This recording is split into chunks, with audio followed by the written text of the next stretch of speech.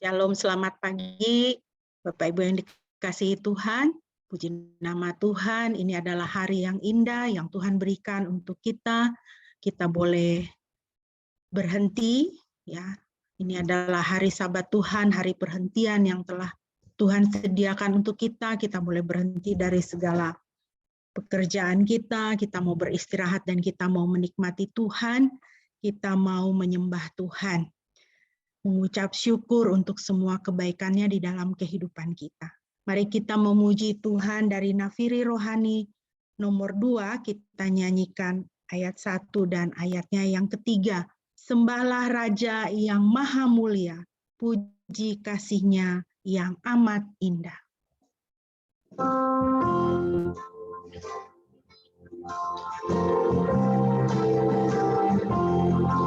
Sembahlah Raja yang Maha Mulia, puji kasih-Nya yang amat indah, pelindung, pembimbing, dan panglima perang, Tuhan Raja kami yang berkuasa.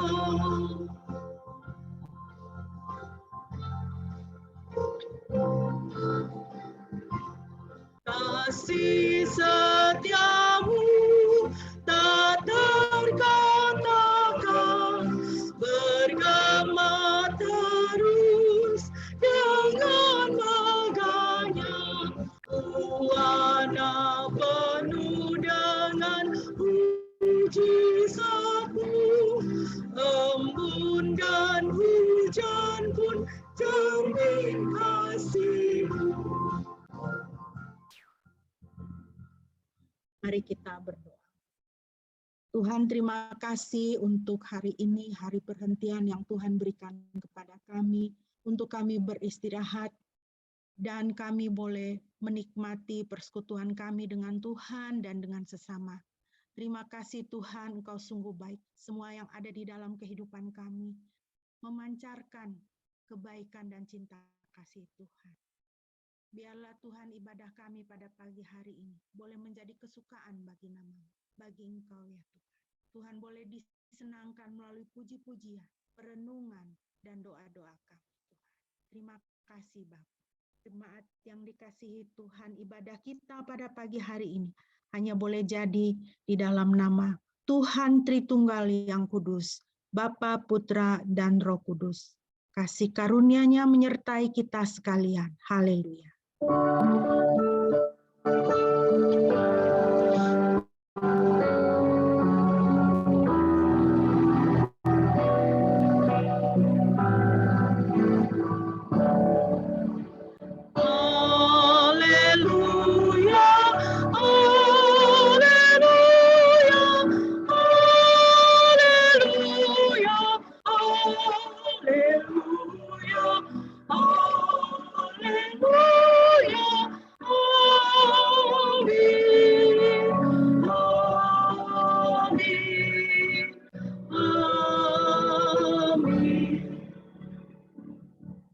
Firman Tuhan yang menjadi nas pembimbing kita pada hari ini terambil dari Matius 21 ayat 22. Demikianlah firman Tuhan. Dan segala sesuatu yang kamu minta dalam doa dengan iman, kamu akan menerimanya. Puji nama Tuhan. Bapak Ibu, ini adalah janji Tuhan untuk kita anak-anaknya. Bahwa jika kita datang kepada Tuhan di dalam doa, kita meminta di dalam doa dengan iman, maka kita akan menerimanya. Tuhan kita adalah Bapa yang sangat baik. Dia selalu menyediakan yang terbaik dan menyimpan yang terbaik untuk setiap kita. Apakah kita mempunyai atau sedang mengalami kelemahan tubuh, mengalami sakit penyakit? Datanglah kepada Tuhan. Mintalah dalam doa dengan iman. Kamu akan menerima kesembuhan. Apakah kita mengalami pergumulan di dalam kehidupan keuangan, di dalam kehidupan keluarga, di dalam kehidupan studi, pekerjaan? Firman Tuhan katakan, minta dalam doa dengan iman, kamu akan menerimanya. Kamu akan menerima jalan keluar dari Tuhan.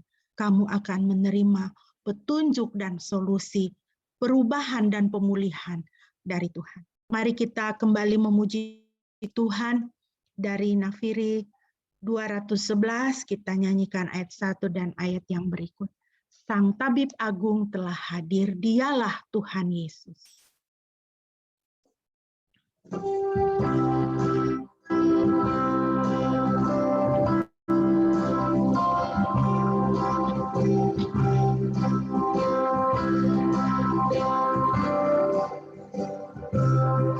Sang Tabib Agung telah hadir, dialah Tuhan Yesus, penghibur hati yang getir.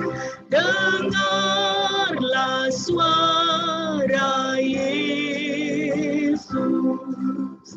Oleh malam disembah, oleh insan dipuja, lagu mulia yang indah hanya puji namanya.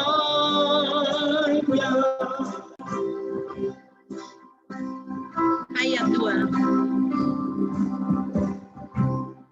Dosamu telah diampuni, dengarlah suara Yesus.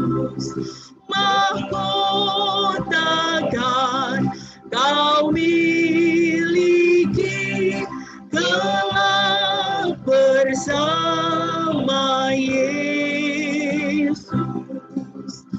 Oleh malam disembah, oleh insan dipuja, lagu mulia dan indah hanya puji namanya.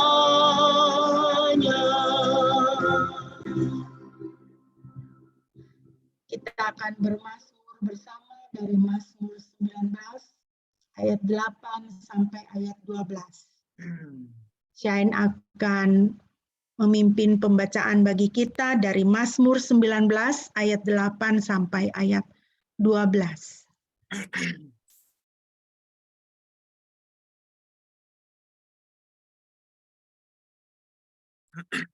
Baik, saya akan membacakan Mazmur 19 ayat 8 sampai 15. Taurat Tuhan itu sempurna, menyegarkan. Hukum Taurat Yahweh itu sempurna, memulihkan jiwa. Kesaksian Yahweh itu pasti, membuat bijak orang yang tak berpengalaman. Ajaran Yahweh itu benar, menggembirakan hati. Perintah Yahweh itu murni, membuat mata bersinar. Hormat akan Yahweh itu baik, tetap untuk selama-lamanya. Penghakiman Yahweh itu benar dan adil semuanya. Lebih berharga daripada emas, bahkan daripada emas murni. Dan lebih manis daripada madu, bahkan daripada tetesan sarang lebah. Juga hamba-Mu diperingatkan oleh semuanya itu. Yang berpegang padanya ada upah yang besar. Siapakah yang dapat memahami kesalahan-kesalahannya? Bebaskanlah aku dari apa yang tidak kusadari. Jauhkanlah hamba-Mu dari dosa-dosa kesombongan. Jangan biarkan mereka menguasai aku, agar aku menjadi tulus dan tak bersalah dari pelanggaran besar. Ya, terima kasih Shane. Puji nama Tuhan. Bapak Ibu pemazmur mengingatkan kepada kita bahwa Taurat Tuhan, firman Tuhan itu, hukum-hukum Tuhan itu sempurna, memulihkan jiwa. Memulihkan jiwa. menggembirakan hati, membuat mata bersinar. Biarlah firman Tuhan selalu ada dekat di dalam kehidupan kita, sehingga sukacita kehidupan kita menjadi penuh. Kita akan merenungkan firman Tuhan. Bapak Ibu, mari kita mempersiapkan diri dengan kita kembali memuji Tuhan dari Nafiri 211. Kita nyanyikan ayatnya yang ketiga saja. Pujilah nama Tuhanmu, percaya pada Yesus, percaya kepada janji-janji Tuhan, kepada firman Tuhan, kepada hukum-hukum Tuhan, karena itu adalah yang membawa pemulihan dan sukacita di dalam kehidupan kita. Mari kita nyanyikan pujian ini bersama-sama.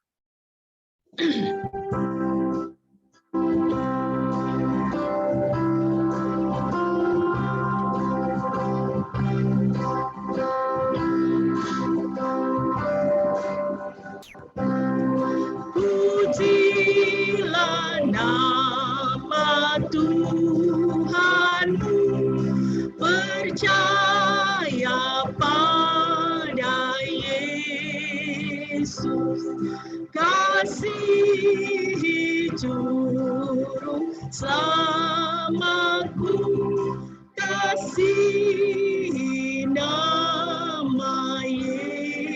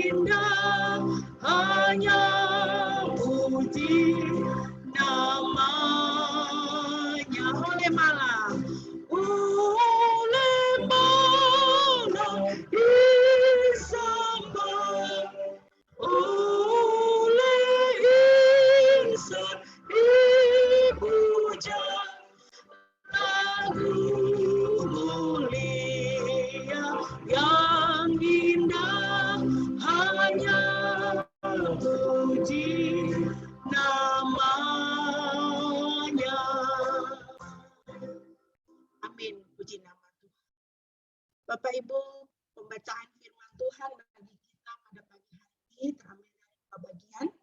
Yang pertama, mari kita membaca dari Nehemia pasal 1, ayat 1 sampai dengan ayatnya yang keempat.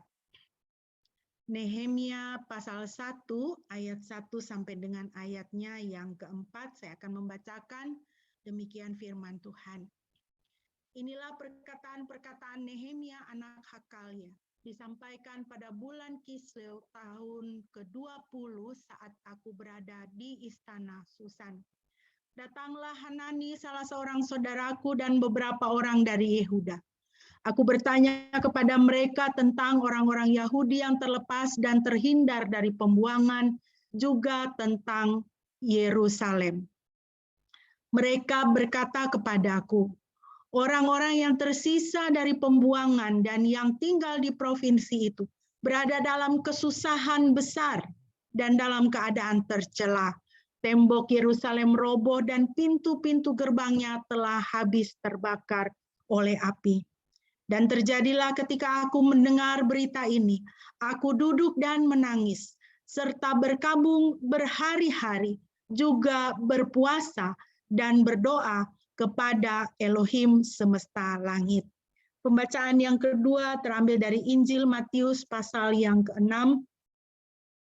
Injil Matius pasal yang ke-6 ayat 5 sampai dengan ayatnya yang ke-8. Injil Matius pasal 6 ayat 5 sampai ayat 8, demikian firman Tuhan. Apabila engkau berdoa, janganlah seperti orang-orang munafik yang suka berdoa dengan berdiri di dalam sinagoga-sinagoga dan di sudut-sudut jalan raya agar mereka dilihat oleh manusia. Sesungguhnya aku berkata kepadamu, mereka telah menerima upahnya. Tetapi apabila engkau berdoa, masuklah ke dalam kamarmu dan tutuplah pintumu. Berdoalah kepada Bapamu yang ada di tempat tersembunyi, maka Bapamu yang melihat yang tersembunyi akan membalas kepadamu secara terbuka. Ketika berdoa, janganlah kamu bertele-tele seperti yang dilakukan bangsa-bangsa bukan Yahudi, sebab mereka menyangka bahwa karena banyaknya kata-kata, doa mereka akan didengarkan. Sebab itu janganlah menjadi sama dengan mereka, karena Bapamu mengetahui segala yang kamu perlukan sebelum kamu meminta kepadanya. Puji nama Tuhan. Bapak Ibu, mari kita berdoa terlebih dahulu sebelum kita mau merenungkan firman Tuhan. Bapa, kami mengucap syukur untuk firman-Mu yang boleh senantiasa ada di hadapan kami. Terima kasih Tuhan, firman-Mu adalah pegangan penuntun terang bagi langkah kehidupan kami. Ya Roh Kudus, terangilah hati dan pikiran kami supaya kami dapat memahami firman Tuhan, dan berikanlah kami kuasa supaya kami dapat menjadi pelaku firman Tuhan. Terpujilah Engkau Tuhan di dalam nama Yesus. Haleluya. Amin. Bapak Ibu yang dikasihi Tuhan, tema dari perenungan kita pada pagi hari ini adalah hal berdoa. Ya, hal berdoa. Kita akan melanjutkan khotbah Tuhan Yesus di bukit yang sudah cukup lama kita tinggalkan ya. Tetapi mungkin ini tidak berturutan saya mengambilnya. Kalau Bapak Ibu perhatikan terakhir itu kita membahas ucapan bahagia, dan saya melompat ke Matius pasal 6 perihal berdoa. Karena saya mau mengkaitkannya dengan perenungan kita 2 minggu yang lalu dari Nehemia pasal 1. Ya. Bapak Ibu yang dikasihi Tuhan, salah satu ciri khas para tokoh iman di dalam Alkitab adalah berdoa. Siapa saja yang kita baca di dalam Alkitab, ya mayoritas, kalau kita bisa katakan 99% lah ya, karena ada tokoh-tokoh Alkitab yang aneh-aneh juga. Alkitab itu jujur, ya jujur.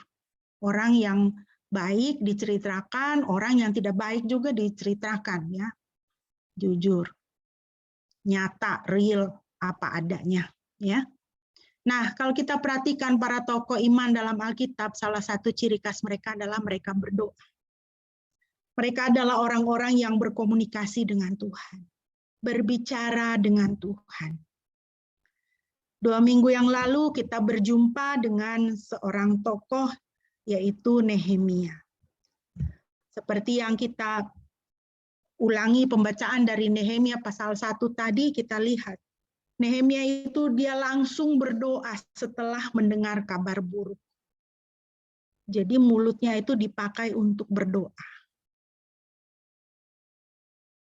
Ketika dia mendengar kabar buruk, mulutnya tidak dipakai untuk berkeluh kesah, menghakimi, ya, meragukan Tuhan, menyalahkan si A, si B, menyalahkan situasi dan kondisi, tidak. Mulutnya tertutup kepada dunia, mulutnya tertutup kepada manusia, tapi mulutnya terbuka kepada Tuhan. Dia langsung berdoa. Contoh lainnya adalah Daniel. Di dalam Daniel pasal 6. Daniel adalah seorang tokoh iman yang luar biasa, teladan iman yang luar biasa bagi kita. Di dalam Daniel pasal 6 kita bisa membaca bagaimana Daniel menjaga waktu doanya walau nyawanya terancam. Dia tahu kalau dia tetap berdoa seperti biasa, maka dia akan mati. Tetapi doa adalah satu hal yang penting bagi Daniel, sehingga walaupun nyawanya terancam, dia tetap menjaga waktu doanya. Dia tidak mencari-cari alasan, walaupun ya alasannya bisa dibenarkan. Ini soal nyawa loh, ya kan? Soal nyawa. bisa dibenarkan secara manusia, tetapi tidak dengan Daniel. Dia tetap berdoa. Dalam Kisah Para Rasul kita bisa membaca salah satu contoh ya dari sekian banyak contoh bagaimana para murid berdoa untuk Petrus waktu Petrus di penjara. Sehingga kemudian malaikat Tuhan mengeluarkan dia dari penjara dan membawa dia ke rumah di mana anak-anak Tuhan sedang berdoa untuk dia untuk kelepasannya. Di dalam 1 Tesalonika 5 ayat 17 dikatakan berdoalah senantiasa. Berdoalah senantiasa. Ini ayat yang sangat menjadi peringatan bagi saya secara pribadi sebagai hamba Tuhan. Tidak dikatakan berkhotbahlah senantiasa. Ya, tidak. Berdoalah senantiasa. Karena kecenderungan kami para hamba Tuhan itu memfokuskan diri untuk Bible study, untuk persiapan pelayanan, untuk menyusun kerangka khotbah dan sebagainya. Tapi firman Tuhan katakan berdoalah senantiasa. Berdoa itu harus di atas dari menyusun khotbah. Berdoa itu harus di atas daripada pelayanan. Berdoalah senantiasa. Nah, Bapak Ibu, kalau kita memperhatikan teks yang kita baca dari Matius pasal 6 tadi, hal berdoa, ya, Alkitab memberi judul perikop kita, bacaan kita tadi dengan hal berdoa. Hal berdoa adalah bagian dari pengajaran atau khotbah Tuhan Yesus di atas bukit. Jadi habis Tuhan Yesus mengajar tentang ucapan bahagia, itu masih banyak pengajaran yang lain tentang memberi sedekah, tentang mengampuni dan sebagainya. Dan salah satu khotbahnya di atas bukit itu adalah tentang, atau pengajaran Tuhan Yesus di atas bukit itu adalah tentang berdoa. Saya pikir Tuhan Yesus sengaja ya memasukkan hal ini karena bagi dia juga berdoa itu adalah hal yang penting. Mengapa Tuhan mengajarkan hal itu? Karena Tuhan Yesus itu mau menjelaskan pada kita bahwa Tuhan itu suka berkomunikasi dengan kita dalam hubungan yang akrab dan spesial. Kalau Bapak Ibu perhatikan pembacaan kita, ya, kata Tuhan di situ dipakai oleh Tuhan Yesus itu dengan apa? Bapa. Ya. Berdoa itu kepada siapa? Kepada Bapa. Tuhan itu Bapa. Berdoalah kepada Bapamu. Ya. Masuklah ke dalam kamar, berdoalah kepada Bapamu. Jangan bertele-tele, karena Bapamu tahu apa yang kamu perlukan, bahkan sebelum kamu memintanya. Ini saya sangat bersyukur dan sangat memuji Tuhan dengan Alkitab. Kenapa? Karena di Alkitab kita menemukan, kita bisa mengetahui bahwa Tuhan adalah Bapa kita. Tuhan semesta alam, Tuhan pencipta alam semesta ini, dia bisa menjadi Bapa bagi kita, umat manusia. Bagi saudara dan saya. Di dalam Yesus Kristus, Juru Selamat kita. Tuhan semesta alam, Elohim Sebaot itu Bapa kita.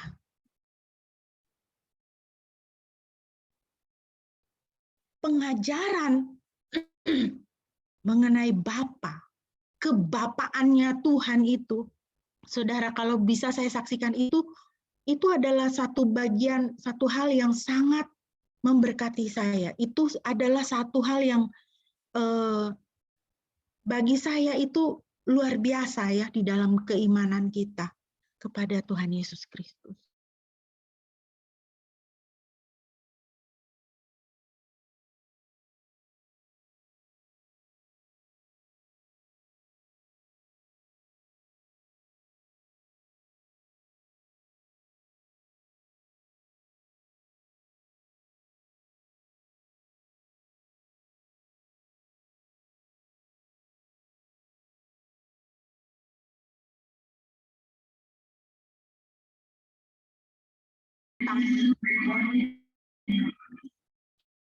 sudah mempersiapkan kita anak-anaknya. Bapak saya bilang begini, saya ini akan mati dengan penyakit saya.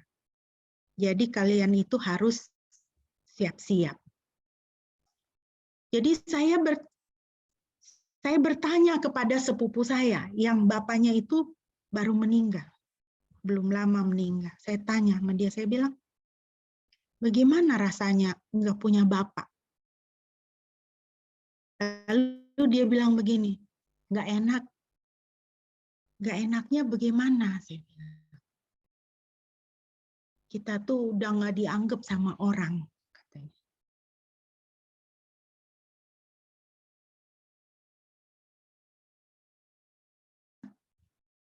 Dia tuh ke kantor mengurus pensiun, dilama-lamain. Katanya, wah nggak tahu suratnya hilang, mesti dicari, numpuk di sana, numpuk di sini. Akhirnya mama saya mesti nungguin. Coba kalau ada bapak, pasti secepat kilat udah beres tuh urusan, katanya. Jadi percakapan itu, saudara, kemudian membekas di dalam hati saya.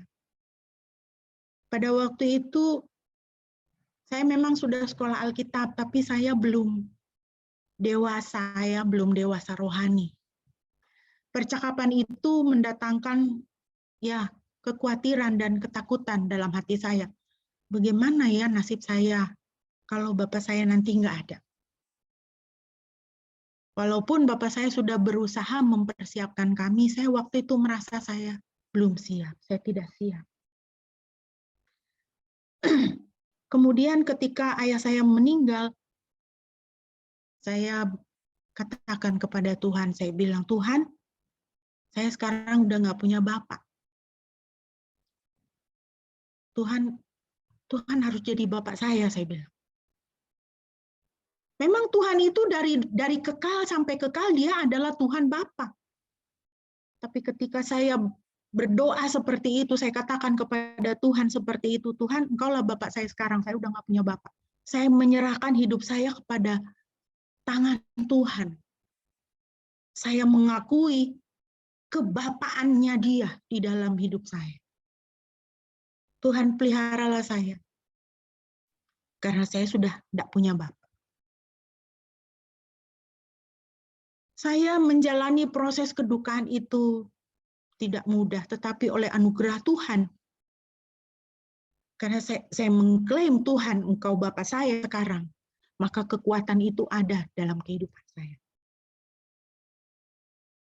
Itu saya, saudara. Dalam pelayanan saya, dalam pelayanan kami menemukan dan melayani, mengkonseling anak-anak muda yang punya masalah dengan earthly father-nya, dengan bapaknya di bumi ini. Ada yang dari lahir dia tidak tahu bapaknya siapa. Ya. Anak sekolah minggu saya ada yang ibunya itu seperti perempuan di sumur itu, perempuan Samaria itu. Dari 5 saudara-saudaranya, itu semua bapaknya lain. Dia sendiri, dia tidak tahu bapaknya yang mana. Ada yang tidak tahu bapaknya, tidak kenal bapaknya.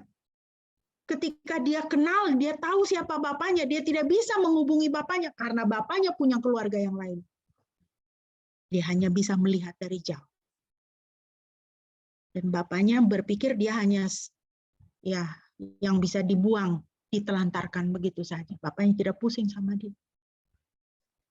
Ada yang bapak ibunya berpisah, tapi karena mukanya itu mirip dengan bapaknya, setiap kali mamanya moodnya nggak beres ya, nggak bagus, dia yang kena tempeleng dari mamanya. Karena mukanya mirip bapaknya. Ada bapak-bapak yang antara ada dan tiada, tidak menjadi teladan dalam keluarga. Bangun pagi sudah merokok, pulang malam mabok, ya. Jadi monster di luar, jadi malaikat di dalam rumah, jadi monster, jadi setan untuk anak-anak dan keluarga. Tapi saudara, anak-anakku, orang-orang muda, kalian yang mendengarkan, yang mengikuti ibadah ini melalui YouTube. Hari ini adalah hari penentuan Tuhan bagimu. This is the day that God has made for you. Ini adalah hari di mana hari yang Tuhan buat untukmu. Tuhan mau menyatakan kepadamu bahwa aku adalah Bapamu. Kalau engkau menyerahkan hidupmu untuk percaya kepada Kristus, Yesus Kristus, putraku yang tunggal, engkau bisa datang kepadaku dan memanggil aku Bapa. Aku adalah Bapa yang memelihara engkau. Jadi anak-anak muda, mungkin bukan anak-anak muda juga. Kalau saudara adalah orang dewasa yang sudah umur mungkin sudah hampir setengah abad, tapi masih mempunyai pergumulan mengenai your earthly father, masih punya kepahitan kepada bapamu yang ada di dunia ini. Atau engkau merasa ditinggalkan oleh bapamu yang ada di dunia ini. Tuhan adalah Bapa. Di dalam Yesus Kristus. Yesus Kristus mengatakan, akulah jalan dan kebenaran dan hidup, tidak ada seorang pun yang dapat datang kepada Bapa jika tidak melalui aku.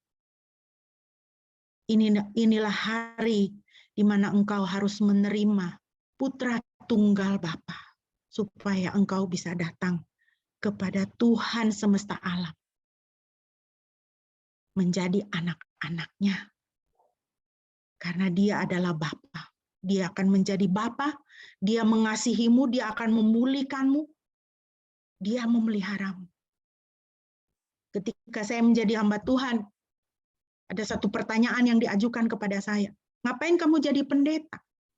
Kalau kamu jadi pendeta, nanti kamu makan apa? Di rumah bapamu ada banyak makanan. Kau minta apa? Ada. Saya katakan, kalau saya menyerahkan hidup saya kepada Tuhan, masa Tuhan tidak pelihara saya? Tuhan seperti apa yang tidak pelihara saya? Kalau saya menyerahkan hidup saya kepadanya. Dan sampai sekarang saudara, hidup saya Tuhan peliharakan, saya boleh saksikan. Jadi anak-anakku, orang muda, atau siapapun saudara yang bukan muda lagi. Kalau hari ini, Bapa dunia membuat engkau meneteskan air mata. Datanglah kepada Bapa surga dan katakan, Tuhan, di dalam Yesus Kristus, engkau adalah Bapakku. Jadilah Bapakku, peliharalah aku, pulihkanlah aku. Bapak Ibu, begitu dekatnya Tuhan itu, ya.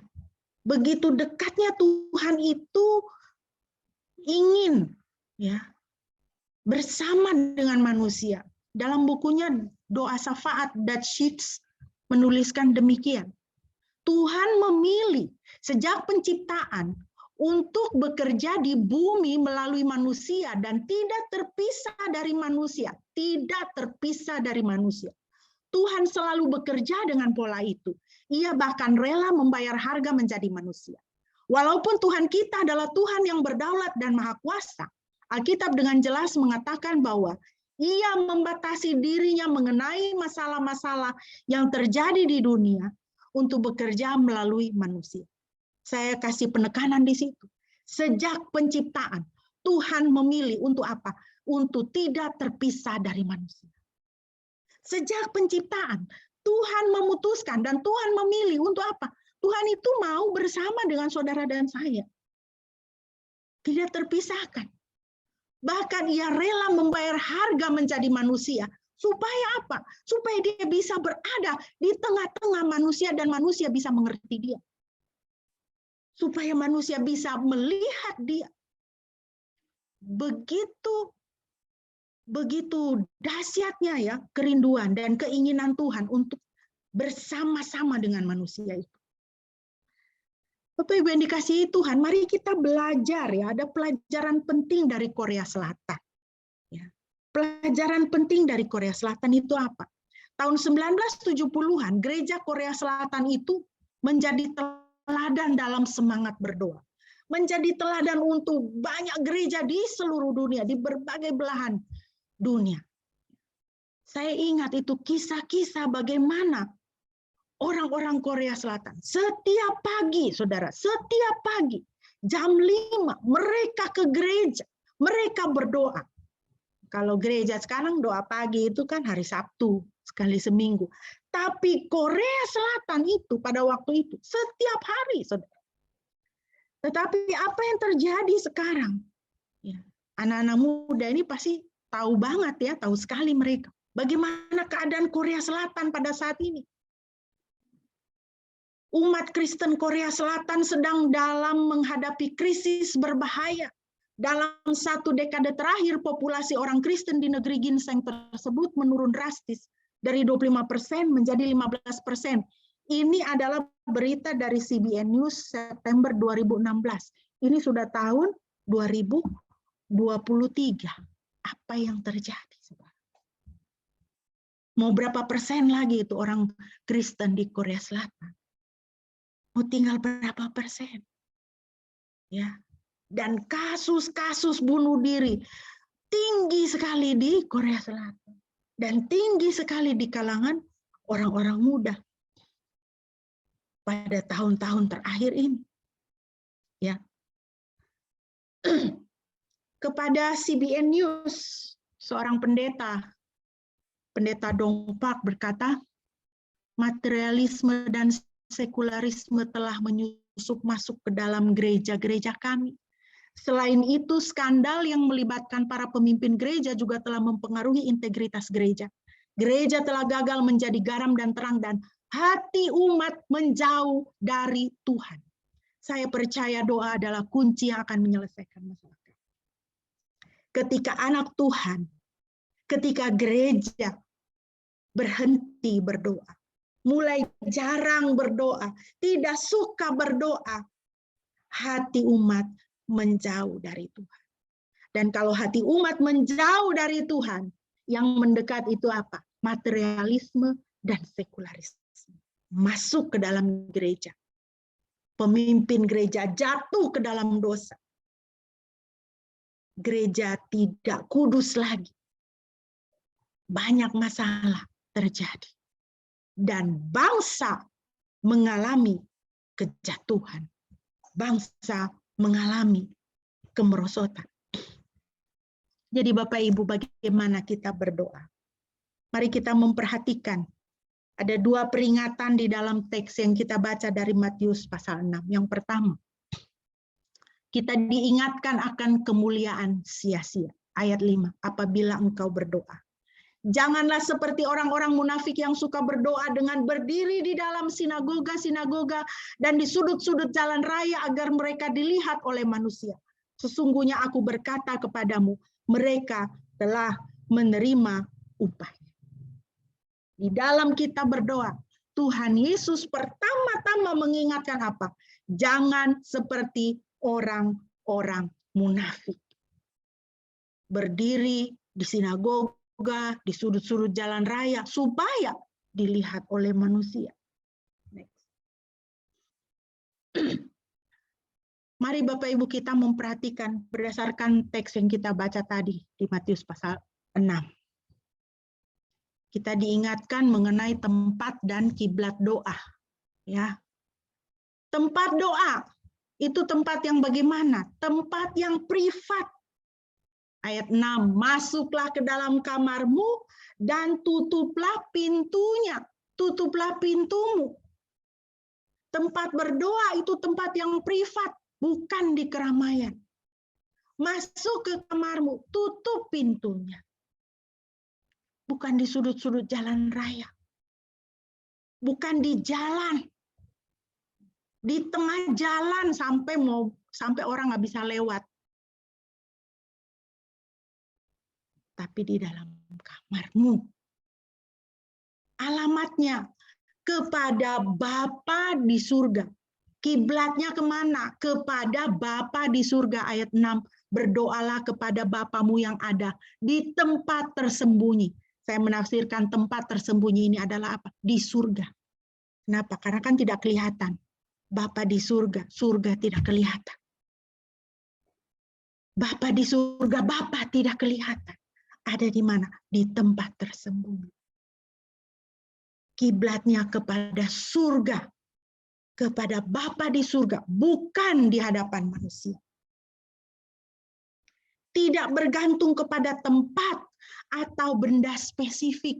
Oh, harus berdoa di sinagoga, harus berdoa di tempat ini, harus menghadap ke arah sana, menghadap ke arah sini.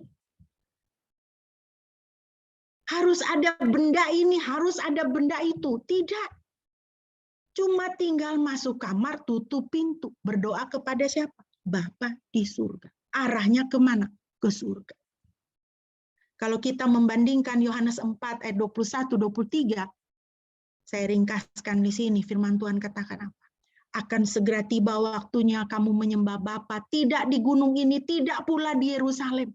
Penyembah-penyembah yang benar akan menyembah Bapa dalam roh dan kebenaran. Ya. Ini tempat dan kiblat doa kita. Jangan kita itu tidak, kalau kita mau berdoa, kita mau datang kepada Tuhan itu, tidak pakai ritual ini itu. Harus pakai baju ini itu. Ada masanya begini begitu. Tidak. Tempat yang privat, arah ke surga bukan ke dunia, tidak bergantung kepada tempat atau benda. Mau berdoa, berdoalah. Tidak punya kamar, duduk saja diam. Antara engkau dengan Tuhan yang tahu. Karena Dia Maha tahu, Dia tahu hati kita. Ya.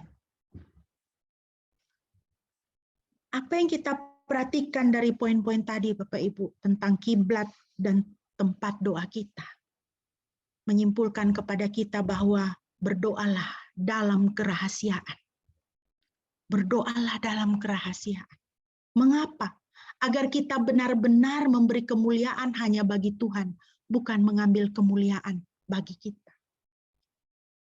Di dalam Matius pasal 6 yang kita baca tadi, Tuhan Yesus mengingatkan,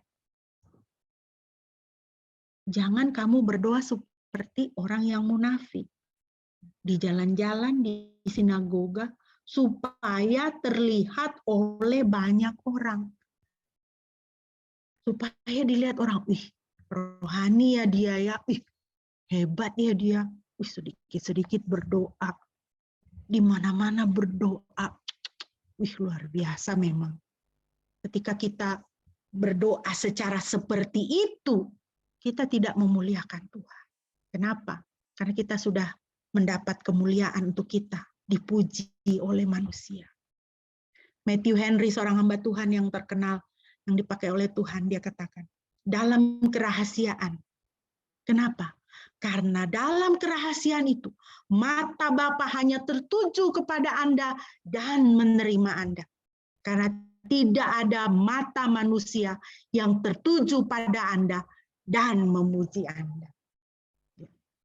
Jadi di dalam kerahasiaan, benar-benar di situ kita bisa memuliakan Tuhan. Dan benar-benar mata Tuhan itu tertuju kepada kita dan hanya kita, dan kita hanya kepada Tuhan. Kita berdoa di dalam kerahasiaan supaya apa? Supaya upah kita terima dari Tuhan, bukan manusia. Kita tidak menerima upah dari manusia. Upah atau reward, ya, kata yang dipakai di situ adalah reward. Itu kita terima dari Tuhan. Kita anak Tuhan itu harus mencari upah dari Tuhan. Ya. Dalam Ibrani 11 ayat 6. Firman Tuhan mengatakan, Dia adalah pemberi upah kepada mereka yang sungguh-sungguh mencari Dia. Tuhan kita adalah Tuhan yang tahu memberi upah. Saya secara pribadi, saudara ya, ini masalah upah dari Tuhan. Mungkin kita masih harus meneliti lagi Alkitab untuk mengetahui apa sih upah yang mau dikasih Tuhan sama kita, gitu ya kan?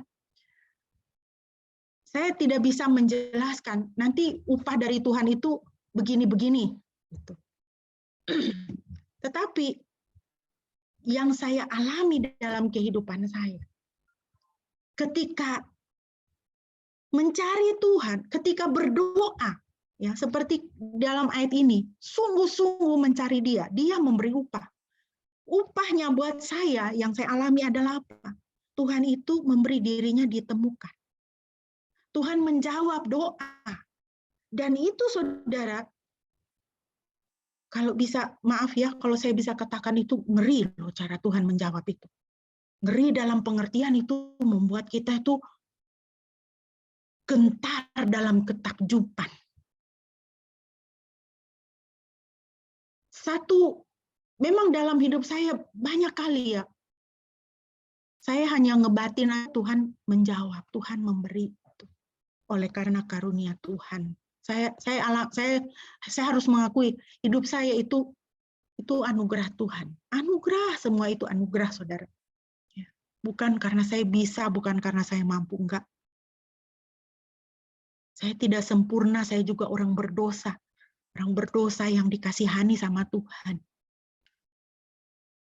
Salah satu contoh yang sangat itu menyengat dalam hati saya itu waktu setelah konsul terakhir sama dokter itu tentang mama saya.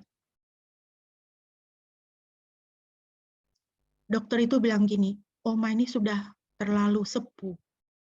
Mau di kemo tidak bisa. Kansernya mau diangkat, dioperasi juga tidak bisa. Badan Oma itu sudah tidak kuat. Dokter bilang.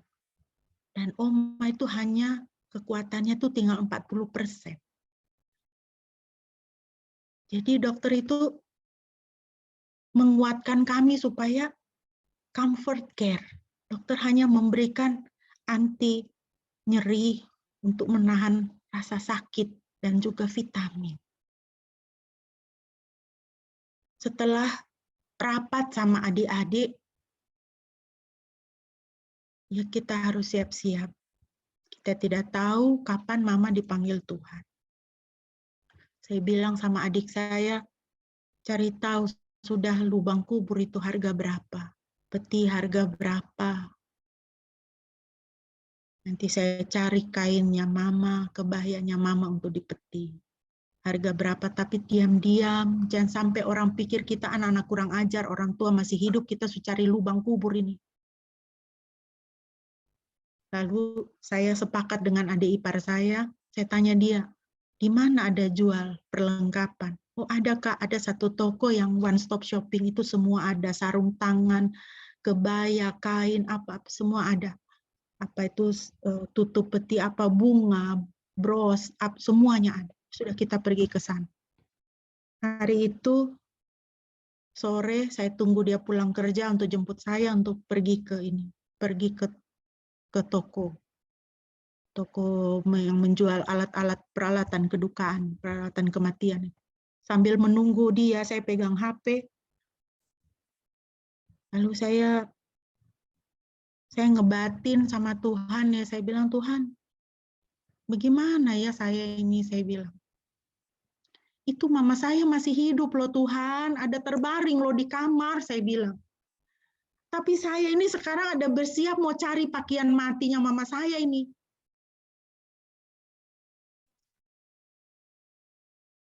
Saya sedih sekali, saudara. Tapi tiba-tiba, saudara, saya habis berkata seperti itu sama Tuhan. Telepon saya tuh bunyi. Telepon di tangan saya tuh bunyi. Dari siapa? Dari Comblang kami. Saya dan Pak Pendeta, dia tuh Mak Comblang kami. Jadi udah seperti kakak sama saya gitu. Terus dia bilang, aku tuh nelpon kamu ya. Aku tuh mau ngasih tahu kamu sesuatu katanya. Tapi kamu nggak boleh marah katanya gitu. Apa aku bilang? Sekarang ini kamu tuh harus cari ya kebayanya mami ya katanya. Kamu harus cari kebayanya mami, kaos kaki, sepatu, sarung tangannya. Kaget saya.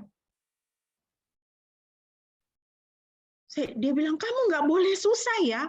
Kamu Walaupun mami itu sekarang lagi di kamar, masih hidup, katanya, kamu harus cari sekarang, katanya. Ya singkat cerita, itulah saya di situ dikuatkan. Saya pikir ya, itu Roh Kudus pasti yang colek dia tuh. Kamu telepon dulu tuh, teman kamu tuh di Kupang tuh, masih tahu dia. Jadi saudara, itu yang membuat saya ngeri, takjub sama Tuhan itu ya. Ketika kita berdoa, Tuhan itu dengar loh. Dia jawab loh. Buat saya, itu adalah upah. Itu upah saya. Ketika saya berdoa kepadanya, dia jawab. Dalam kasus yang saya alami tadi, dia memberikan kekuatan. Dia memberikan peneguhan dalam hati saya. Enggak, yang kamu lakukan ini enggak salah. Kamu memang harus siap-siap. Karena memang Tuhan sudah mau panggil mama saya pulang. Seminggu sebelumnya itu waktu mama saya masih sadar, sadarnya itu kan datang hilang gitu. Mama saya tuh bilang begini, ada yang mau ku bilang sama kamu. Tuhan Yesus datang, Tuhan Yesus bilang sama saya, you have to stop. Itu adalah doa mama saya gitu. Itu doa dia. Tuhan, kalau saya mau Tuhan panggil, nanti Tuhan tolong kasih tahu saya kapan waktunya. Kapan waktunya.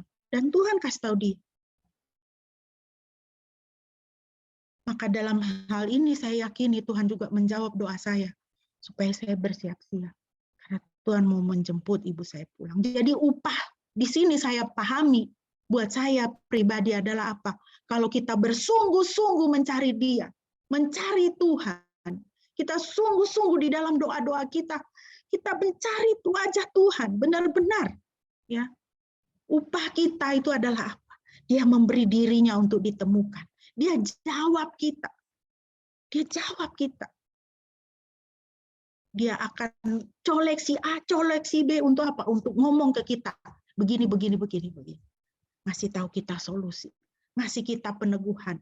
Kasih kita kekuatan. Ya. Yang berikut, Bapak Ibu, yang terakhir, peringatan yang kedua adalah pengulangan yang sia-sia, ayat 78.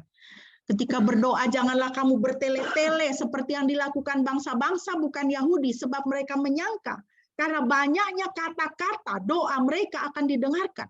Sebab itu janganlah menjadi sama dengan mereka, karena Bapamu mengetahui segala yang kamu perlukan sebelum kamu meminta kepadanya. Jangan bertele-tele. Berdoa itu jangan kata-kata itu diulang. Ya. Mengapa? Ya, next. Karena doa sejatinya bukan soal berkata-kata. It is not the work of the lip.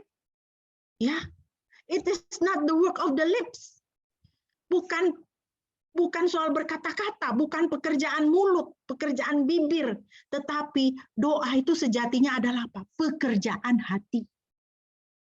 Doa itu harus lahir dari hati. Sehingga walaupun mulut kita tidak bergerak, kita bisa berdoa. Tetap berdoa, iya kan? Kita berdoa di dalam hati. Dan saudara, dengan firman Tuhan ini dalam Matius 6 ini, apa yang Tuhan Yesus sampaikan perihal doa, Tuhan itu mau mengatakan apa? Tuhan tidak disenangkan dengan banyaknya kata atau puitisnya doa. Jangan kita beranggapan kalau kita doanya panjang, bahasanya puitis, ya, wah itu Tuhan senang. Itu malah menakutkan sesama kita. Kenapa? Membuat mereka jadi tidak berani berdoa dan tidak mau berdoa. Hai, saya tidak bisa berdoa seperti pendeta. Jangan saya lah. Gitu. Jangan saudara kita itu tidak mau berdoa karena apa? Dia takut sama doa kita. Dalam hatinya terlalu bagus, doanya terlalu puitis, kan tidak bisa berdoa begitu. Akhirnya kita menjauhkan dia dari Tuhan. Padahal di dalam doa itu kita berelasi dengan Tuhan. Mazmur 34 ayat 19. Yahweh itu dekat kepada orang yang patah hati dan dia menyelamatkan yang remuk jiwanya. Kalau kita datang kepada Tuhan dengan patah hati yang hancur, Tuhan itu dekat kepada orang yang hati hancur, rendah hati dan sungguh-sungguh berharap kepada Dia. Dan Dia menyelamatkan yang remuk jiwanya. Sebagai peringatan Bapak Ibu, firman Tuhan mengingatkan kepada kita, jangan seperti orang-orang yang tidak mengenal Tuhan. Berdoa itu jangan seperti orang-orang yang tidak mengenal Tuhan. The heathen, bahasa Inggrisnya. Ya. Orang-orang yang tidak mengenal Tuhan, yang sejati. The heathen itu. Berdoa dengan apa? Bertele-tele. Atau vain repetitions. Diulang. Ya. Doa itu jadi mantra.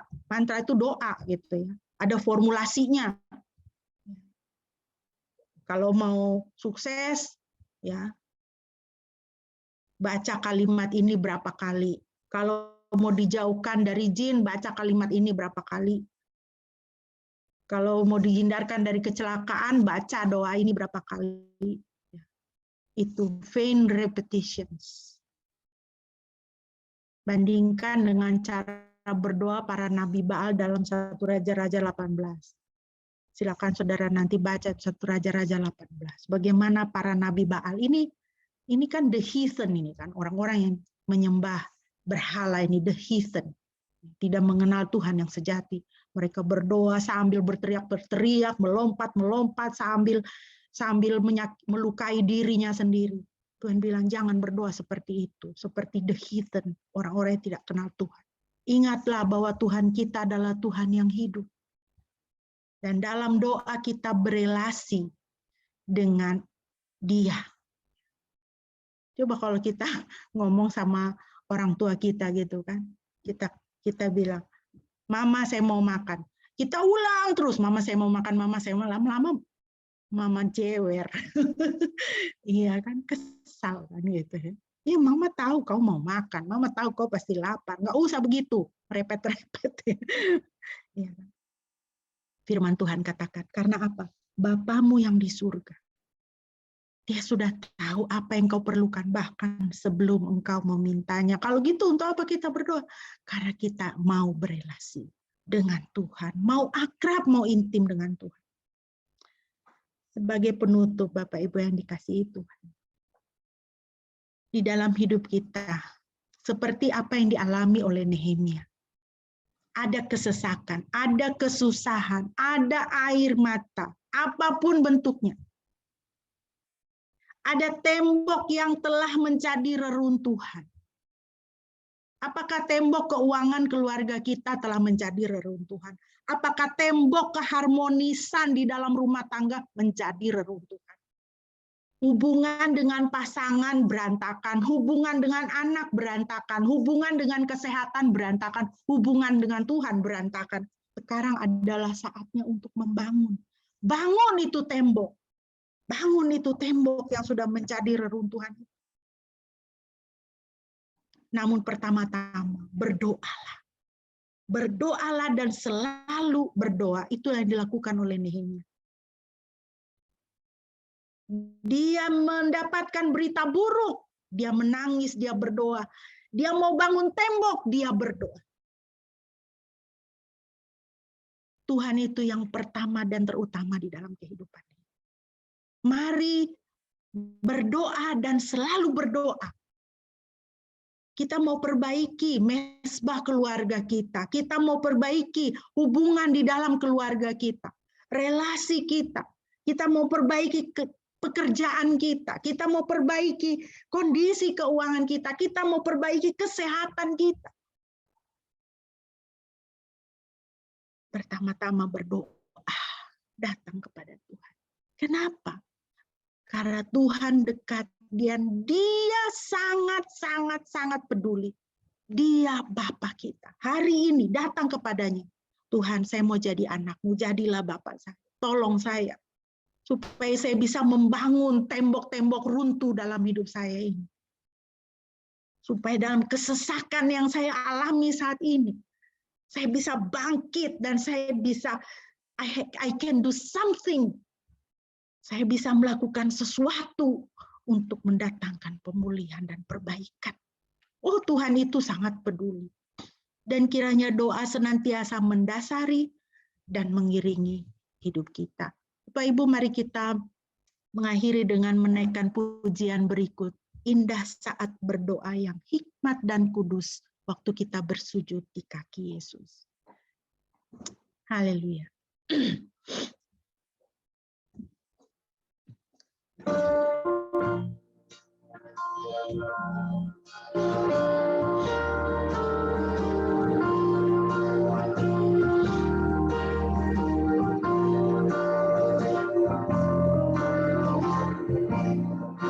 Indah saat berdoa yang hikmat dan kudus, waktu kita bersujud di kaki Yesus, perlindungan diberinya bila kau percaya, menguatkan yang lemah di saat berdoa, saat yang indah waktu ku berdoa, jiwaku pun sentosa di saat berdoa.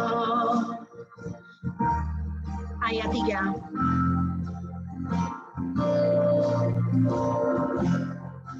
Indah saat berdoa bagi yang berlelah, serahkanlah dirimu kepada Bapa. Yesus akan menghibur dan memberi kekuatan, menguatkan yang lemah di saat berdoa, saat yang indah waktu ku berdoa, jiwaku pun sentosa di saat berdoa. Mohon kesediaan Bapak Pendeta untuk memimpin kita dalam doa respon dan doa syafaat. Berdoa untuk Saudari Eli yang hari ini harus menggantikan temannya untuk bekerja. Juga berdoa untuk Saudari Fania dan Saudara Firdaus yang kemarin telah diberkati nikahnya. Kiranya Tuhan memimpin dalam kehidupan mereka menjadi keluarga yang baru.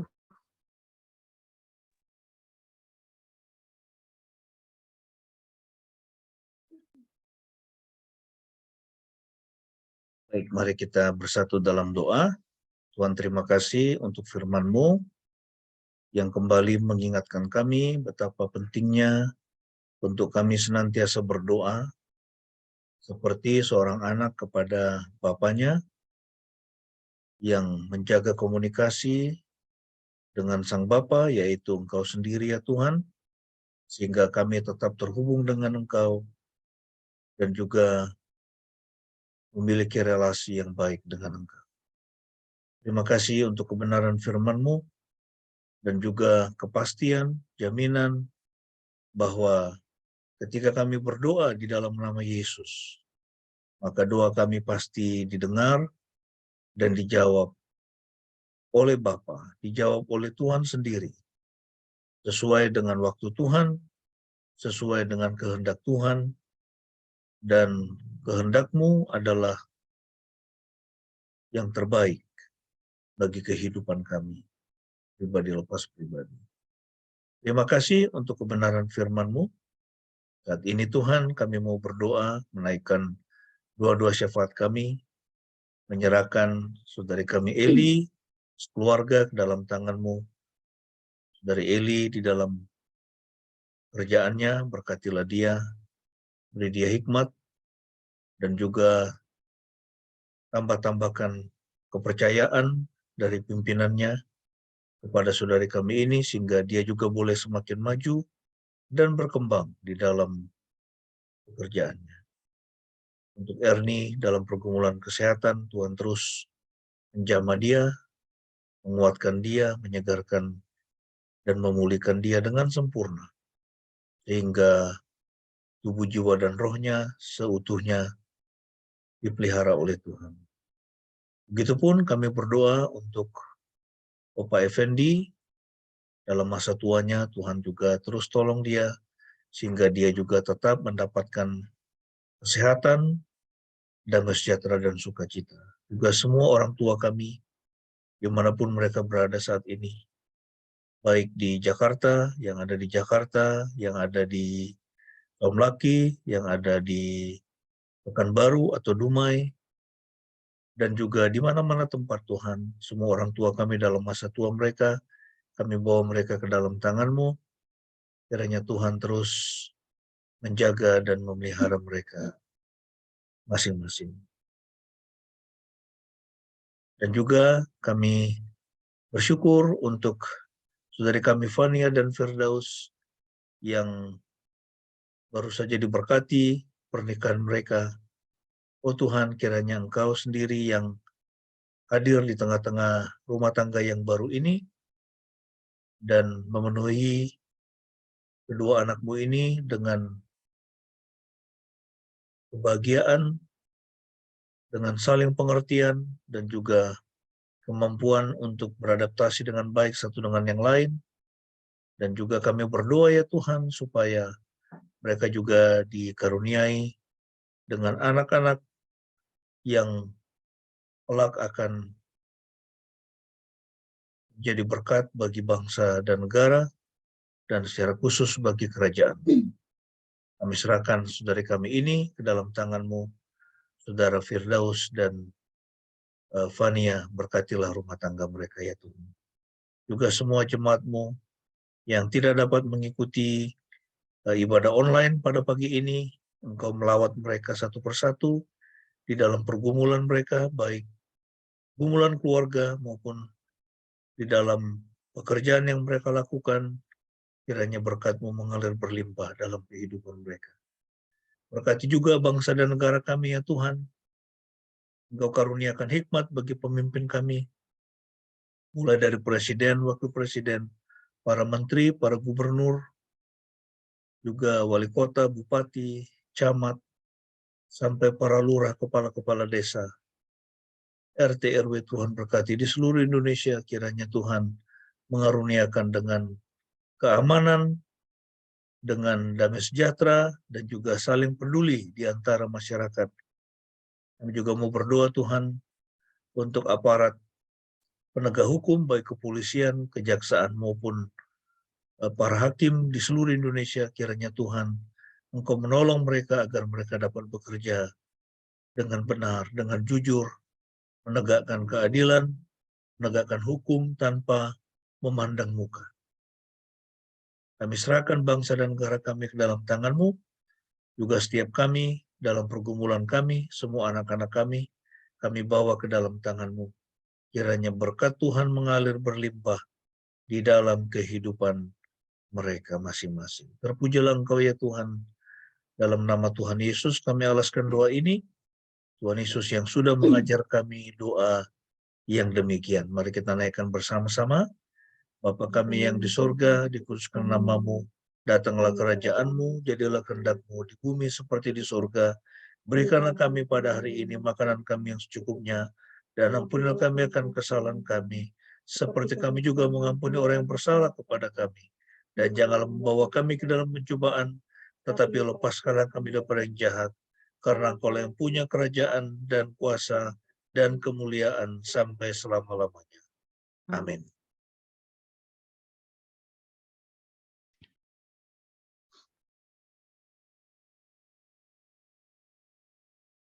Bapak Ibu, mari kita bersama-sama mengucapkan pengakuan iman kita di hadapan Tuhan dan sesama kita. Marilah kita berkata demikian.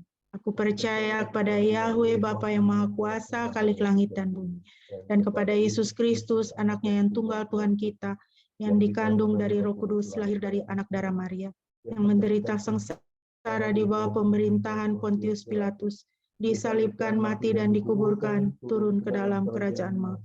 Pada hari yang ketiga bangkit pula dari antara orang mati, naik ke surga, duduk di sebelah kanan Yahweh Bapa yang Maha Kuasa, dan akan datang dari sana untuk menghakimi orang yang hidup dan yang mati. Aku percaya kepada Roh Kudus, gereja yang kudus dan persekutuan orang kudus, pengampunan dosa, kebangkitan orang mati, dan hidup yang kekal. Amin.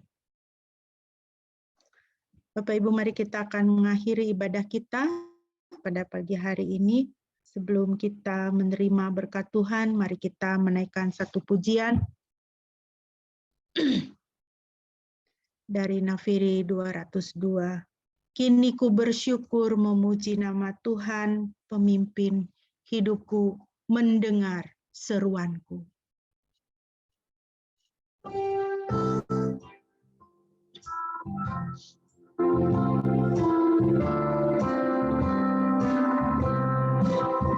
Kini ku bersyukur memuji nama Tuhan, pemimpin hidupku, mendengar seruanku. Tuhan Yesus Kristus memberi anugerah yang tak terkatakan, betapa indahnya.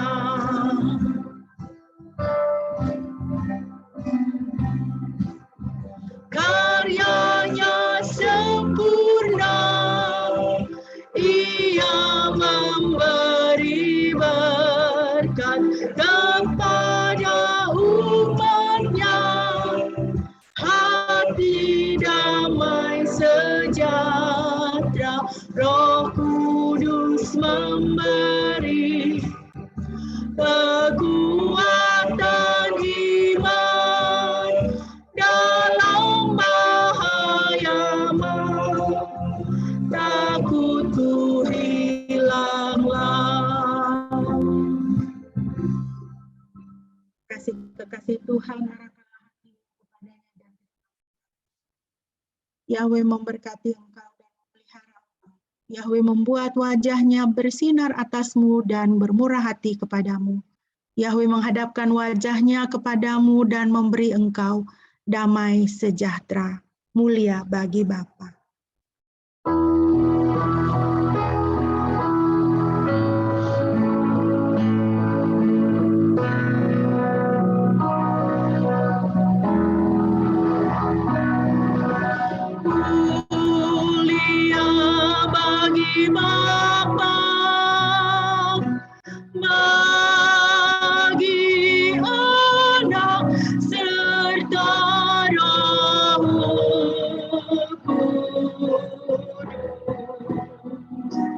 Dari permulaannya, sekarang dan akan jadi selama-lamanya. Amin. Mari kita bersama.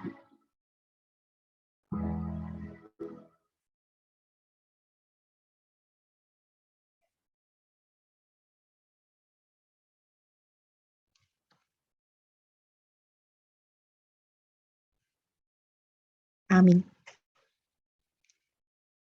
Demikian Bapak Ibu, ibadah kita telah selesai. Kiranya Tuhan Yesus memberkati kita sekalian. Shalom. Shalom, selamat hari Minggu.